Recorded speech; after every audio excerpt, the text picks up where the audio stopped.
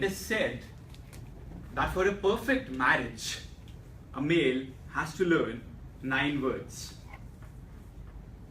Yes, dear. I agree. It is my fault. So whatever happens in life, whatever the wife does or the temperature does or the summers does, the husband has to remember these words.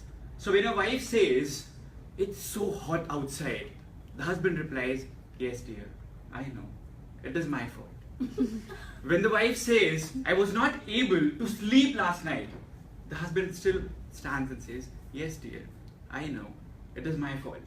And for everything else that happens in life, the husband has to be very particular that these 9 words are inculcated into the system. Now I tell you, there are so many things in a marriage that appear to be pretty and wonderful, but have a deep rooted meaning inside the same. Yesterday, I called up my dad and I asked him, it's so affectionate whenever you go to the mall holding mom's hand, even after so many years of marriage. How can you do so? It is so wonderful to see you doing that. To which he replied, son, what appears to be affectionate is actually a shield to save money. Because when your credit card has run out of money, the only way you have is to hold your wife's hand and stop her from buying anything else. I was like, okay, point taken. But still, even after 30 years of marriage, you still have her photograph in your wallet? That is amazing. To which my dad replied, son, whenever any problem comes my way, I open my wallet, look at her photo, and say, if I'm able to encounter this woman for 30 years of my life, I can encounter any problem that comes my way. I was like, okay, fair enough. But there was still one more thing that you did that was simply amazing. Last week, when you had a colleague and you invited him home at 7:30 p.m. in the night without even telling mom, that was amazing. But my dad still had an upper hand. He said, what happened? At exactly 7:30 p.m., when that colleague came, I made him sit and went inside to talk to your mom. So your mom said, I'm still in my pajamas, I've not done anything since the morning, I'm feeling so bad about it. Who told you to get him home? I never wanted him to be home. I can never cook for him now. To which my dad replied, I completely agree. And that is why I've left the door open. Actually, that poor guy is planning to get married. So I was trying to show a demo to her. Now, if all this was not enough, a few days back, I met Nidhi Garg at the celebrations of GLTC Club. I asked her about her honeymoon. I said it was wonderful to see all those amazing, wonderful pictures when you went to Europe. So how much does the Schengen visa cost you? She was like, I've got no idea about it. My husband did it for me. I was like, okay, fair enough. Now you were putting up in a hotel. How was the hotel? What was the name of the hotel? She said, all that I remembered is that the hotel had pink rooms and nothing else. Then I asked her the third question. How much did it cost you? She said, I still don't remember that also. I've got no idea. But all the other things that happened on the trip, as to what we ate, the color of the car we rented, the left turn and the right turn that we had to make, and each and every other thing was planned as per me. So I said, okay, so in the trip, besides the expenses and anything else, did your husband have no other role? She was like, no.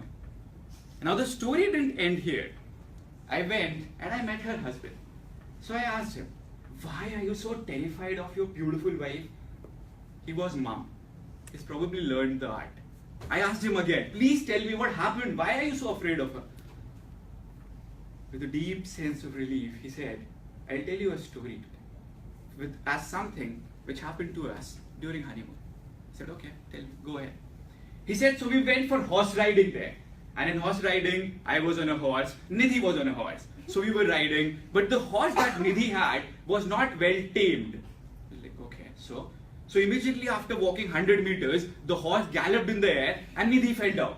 I was angry, I was furious. I went to the horse and also at the owner and started shouting at them at the top of my voice. But Nidhi was very calm and I was so happy. I've got such a patient wife. Nidhi went up to the horse and simply said, this is your first mistake. And then we continued. After exactly 200 meters, the horse galloped again and Nidhi was on the floor again. This time I was furious, I was very angry. I went up to the horse owner, I was about to slap him. But I looked at my wife and she was again so very patient. So I asked her, what's wrong? You're not getting angry at all. She simply went up to the horse and said, this is your second mistake. Now she went ahead, and after a few more moments, she was on the ground again. This time I was quiet because I knew that my wife is patient. But here, she was not patient. She immediately pulled out a gun, opened it, and bang! The horse died. I was afraid. I went up to my wife and I asked her, what did you do? Why did you do something like that? She replied, this is your first mistake. Then again I said, this is not done, this is not fair. She was calm. And she replied, this is your second mistake. And since then, Rahul, I have been mum all my life. Because the third mistake I can never make. Now marriages are so tough that even Nelson Mandela sir had to take a divorce.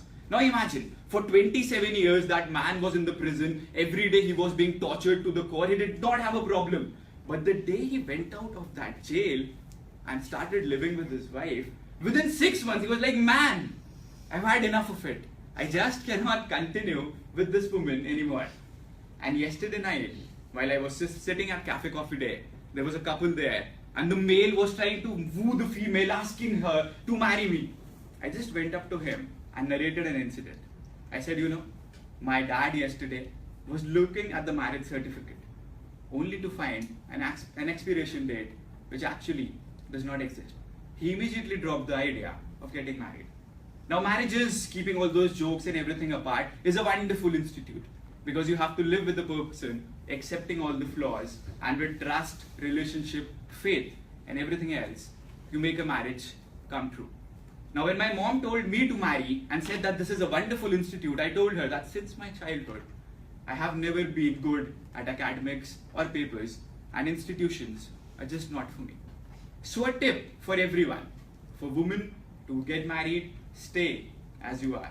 And for men, learn the 9 words. I know, dear, very true. It is all my fault. Thank you so much.